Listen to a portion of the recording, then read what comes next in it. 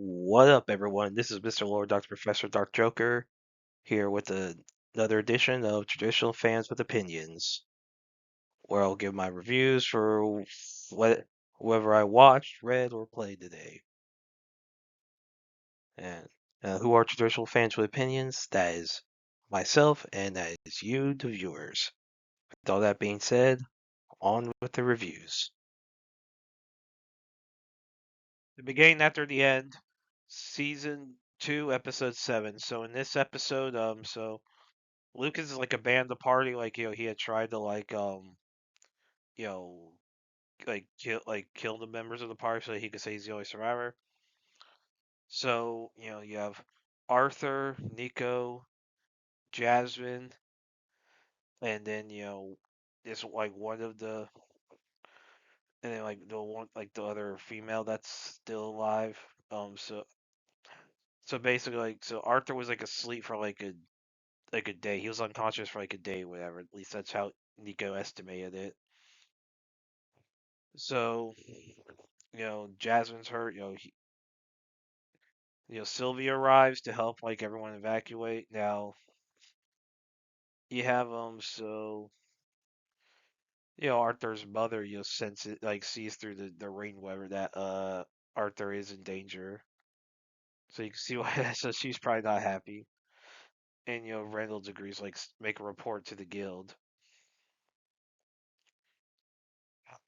And yeah, so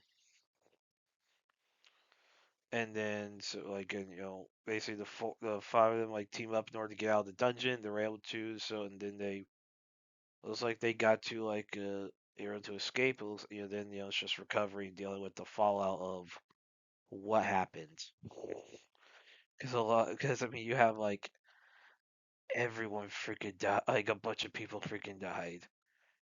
I mean that I'm sure there's going to be discussions on that, and it's gonna be interesting what happens. But yeah, I thought it was a decent episode. Like, it's what yeah, Nico is interested in Arthur's magic for reasons. And Nico has like definitely has a lot, of course, has a lot of ties to the dwarves. So like he knows some like dwarven abilities were, but he doesn't necessarily know how if he is of dwarvish blood or if he was just raised by him. But it's gonna be interesting what happens next week. But yeah, I thought it was a good episode. Looking forward to the next one. Reborn is a vending machine. I now wander the dungeons. Season 2, episode 7. So in this episode, so the team like puts the coins in the door slots, but they're missing. They're missing two like coins now. One of the two they also have as well. Then Director Bear giving them a box and the other necessary coins in there, since Bear had defeated the Dog Mountain in the past. So the team discusses what their wish is going to do. If only one wish is granted, they agree that the priority is to save Carrio's son. Which I agree with. Like basically like Kai's like curse should be the priority. So they talk to the dungeon master. They ask about like the dungeon master says yeah he can use his power to both remove Kai's curse and make help Boxer return to a human. But if he does, he wouldn't be able to keep the dungeon like stable, so everyone would be buried alive. But Boxer's idea says that he is to like once he deal with Kai's curse first, then evacuate the dungeon. Then he could come back and deal with the with him being able to turn to a human. And I agree, and that makes sense. And now, once Kai's curse is dealt with, the bracelet that Silverine was wearing attacks and mortally wounds the dungeon master. So basically, the Netherlord had disguised as the bracelet because he wanted to take control of the dungeon. So Silverine is like basically turned to get like is pissed off about that. So he's like definitely like permanently just straight up against the Netherlord. So he's not just running away out of necessity. So now, so Netherlord starts trying to make the dungeon collapse and bring monsters to the surface. Now the dungeon master creates a transfer circle sent back to Clearfield Lake so he can get out of the dungeon, and he'll slow collapse as long as he can, because he'll disappear once the wish is granted. So they get everyone helps Director Bear get to the evacuate everyone to the origin strap so they could get to the exit. Now the team fights off monsters that ambush them, and another one summons more monsters, and Boxo turns into the giant ice vending machine and activates a barrier. And he's been given a bunch of wealth by the dungeon master so he can maintain the form longer. And he chooses to stay behind to hold the Netherlord back. Now, since Netherlord has connected with Solarine's bracelet, he's able to teleport Solarine, Cariel's family, and he tries to get Cariel to remove the Boxer's bear, but Boxer does it himself, and he deals with a bunch of damage. And Solar helps everyone get outside, and and basically Cariel's able to disable his like the in other words influence and all of those. So yeah, it looks like Boxo's very close to death. So Wambi's is definitely not happy about that because she sees him getting attacked a lot. See, I thought it was a good episode. Like they're really raising the stakes. Like so, obviously there's a chance for Boxer to turn to a human, but of course that's not gonna happen now for a little while. So we'll see how it happens. But yeah, I thought this was a very good episode. I liked how so they dealt with Kai's curse, so that's dealt with. The kid's all right. Now they have to like deal with like everything else, like the Netherlord. So that should be interesting. So yeah, I thought it was a good episode. Looking forward to the next one. Classroom the Elite, season 4, episode 10. So in this episode, so you have like the island challenge, or whatever that's going on. So yeah. So then it so in this you have Ayana Koji hanging around with a group of people. You have this one guy who's like basically was being like he was talking about the girl he liked, the guy who like basically was the issues about pairing up. He mentioned he liked the girl, and before so then like so, and but then he acted like he hated her, but he wanted to figure out, and so Nase tells him to like just confess because if he doesn't have it, if something happens, he doesn't have a chance, he'll regret it. And you see tears in her eyes, hinting that the person she saw who had killed himself, that definitely there was like there's I guess there's some stuff she wanted to say to him. But yeah, so then you have I like so then once they get to the you know like so once they get to a lot of the like to this one area, so there's like a girls only competition. So Nase does it. She like everyone gets it. So all the girls they have to get in their swimsuits. They get a lot of them. They're wearing and so Nase she's wearing like basically a bikini because she thought that's what they were supposed to wear. And you have Ayako G staring a little bit. Um, and so then so after that, I guess she wins. And then Ayako does well in like a history like quiz section. And then so at that night, so Kay and her group like arrive. Basically, Kay's like jealous of Aya Koji hanging around Nanase. Like he's concerned about her. She's concerned about him being alone with the girl. Aya Koji like kisses her, basically like reassure that basically he's loyal and all that. Or at least well as far as she's concerned. Because I mean, everyone's a pawn to Aya Koji. And yeah, so next day, Aya Koji and Nanase hear out emergency alarm, so they're trying to the episode ends with them trying to go find it, figure out what the issue is. So next week we should see what the issue with that alarm is. So that I guess the school doesn't get too involved in dealing with it. But yeah, I thought this was a good episode. Like, obviously, there's a lot of mysteries with Nase, at least as far as the anime viewers are concerned. Some of the light novel manga, a lot of stuff has been revealed about what her deal is.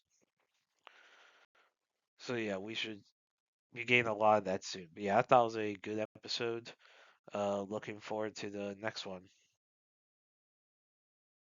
Dorohedoro, season 2, episode 9. So in this one, so the Cross Eyes have taken over N's mansion after the N family's been wiped out, and then yeah, so basically, and then this like in this, so you have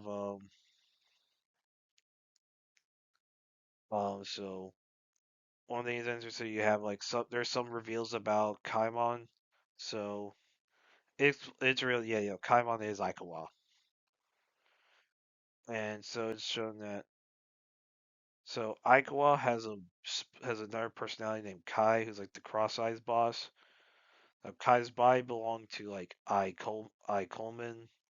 It's like a human from the hole who was experimented on by Kasukabe to try to like make a regular human into a sorcerer. So it's sure that would be a big deal for something like that to be able to happen. And then yeah, so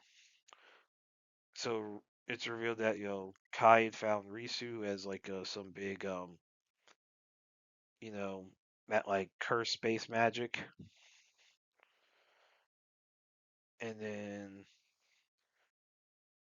yeah, so in that so then basically and so I so Kai had killed um you know who had killed Risu, and Risu had basically cursed Kai upon death. Like so that's why he turned like Kai slash Aikawa turned to Kaimon. So I'm sure there's gonna be a lot of stuff with that. So basically the seemingly dead like human that Kasukabe was experimenting on was Kaimon. And then so you have Noi and Shin were like passed out over a bunch of all the stuff that happened with the N family. And then Noi helps wake up Shin. So and then yeah, so basically so yeah, there's gonna be a lot of going. So you have Kai and Aikwall being the same body. You have Kaimon probably gonna deal with that. We'll see what happens. Yeah, like that is gonna be explained. So yeah, I thought this was a good episode. Liked that and it's interesting. Yeah, like Dokudo was like trying to like keep it secret about Kai killing Risu because like basically everyone learned about that their boss could just kill them all where he felt like would probably cause some problems, and that the boss was cursed. Like there'd be a lot of that happen. So yeah, I thought it was a good episode. Interested to see how a lot of stuff in this changes dynamics, like with the cross eyes, with the In family, like whoever's left of the In family. And Nikaido having to deal with stuff. So yeah, I thought it was a good episode. Looking forward to the next one. The Punisher, One Last Kill. So this is a special that released on Disney Plus. Takes place. It was like around the same time as Daredevil Born Again season 2. So, Frank Castle, aka the Punisher, is like basically he's off the grid. So he sees hallucinations of all people from his past. His obviously he's still grieving his family spite as far as he knows, having killed everyone who's left who was involved with his family's murder. He had just killed the Nucci crime family. Now, Punisher is approached by Malnucci, who's the matriarch of the family. Somehow, even though Castle had her basically in his sights when he killed one of her sons, he let her live. Even though, like, so she was like, so basically, he had killed everyone in that family. And Nucci basically approaches Punisher, telling him that she put a bounty on his head as revenge for the death of her husband and three sons. And so basically, so all every criminal in the area who'll want the bounty, um, was gonna go after him. So he goes back to his apartment. He has some vision of Karen Page, who like gets on to criticize Punisher for his failures. So you have thugs breaking into the apartment complex that and attack residents and says room on fire. So Punisher escapes. He starts killing a bunch of the criminals. And basically like yeah. So he's conflicted with going after Nucci or protecting the nearby bodega that's being attacked by some crooks. So Punisher decides to kill the criminals attacking the bodega, and he saves a shop owner named Dre, the guy's wife named Debbie, and the daughter Charlie.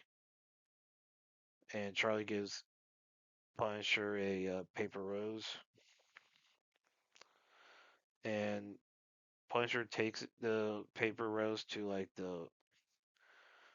to the grave of his daughter Lisa, saying he still has to do so. He still has stuff he's got to do as Punisher. So he returns to the area with like this, his weapons, his skull vest, and he kills a thug and returns with a stolen hat to a veteran whose dog was killed by that thug. And that's it. Okay, here's my opinion. This was freaking stupid. Like, there's some dumb stuff. Okay, with Montucci, why the heck would she just go with the Punisher and say, "Oh, by the way, yeah, I'm the one member of the crime family you spared. You didn't kill everyone. I'm still around. Oh, by the way, I put a bounty on you, just so you know." I'm like, why would you do that? The Punisher has a reputation for his brutal justice.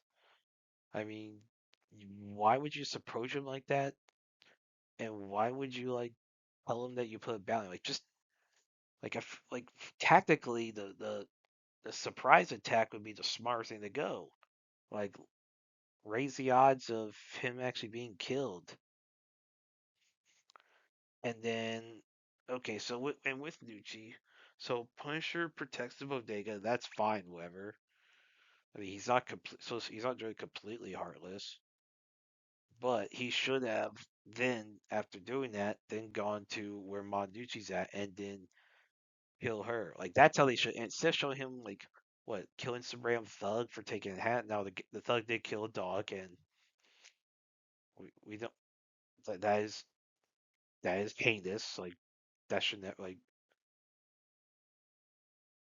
yeah like I mean yeah the guy did kill a dog, so a lot of people would be pissed off about that. Everyone's seen John Wick. But that they should have ended with him going to Nucci's house or part whatever and killing her. That's how they should have ended. Like he protects the people and then goes to kill Nucci. That's how they should have ended it. Like, cause like one of the problems that like the Netflix Punisher show and this special has that they don't like yeah Punisher kills people, but they don't really I guess like to show him as like you know as brutal as he is. Like Daredevil season 2 does show him that. Like they show how brutal he can be. Like that is that is the true Punisher in Daredevil season 2. Basically, after that, we haven't gotten that because I mean, well, look, this is a Disney. I mean, this is probably one of the more violent things Disney's made, like this Punisher special. But I mean, you know, it's Disney. They're only going to go so far. Like this should like this could have been like more like more like Punisher's a character. There's a lot you could do with Punisher. I mean, it's a pretty simple story. He's just, I mean, he's like, yeah, he goes around, basically brutally murdering criminals. That's literally it. I mean, it's one of the more simple like things you can do as far as Marvel characters goes. I mean, granted, it's the same company that can't has trouble writing a movie about Blade fighting vampires. So it makes sense they screw up Punisher. Yeah, I did not like this special. I mean, I would say it's better. It's better than the Netflix show, the Punisher Netflix show. That Punisher Netflix show is a pile of crap. This special is better. I still wouldn't call it good. Well, that's it. Did y'all like the stuff I reviewed? And if you have your own opinions about all that, you put all that in the comments. Thank you for watching, and like, subscribe, and all that. And look forward to the next video.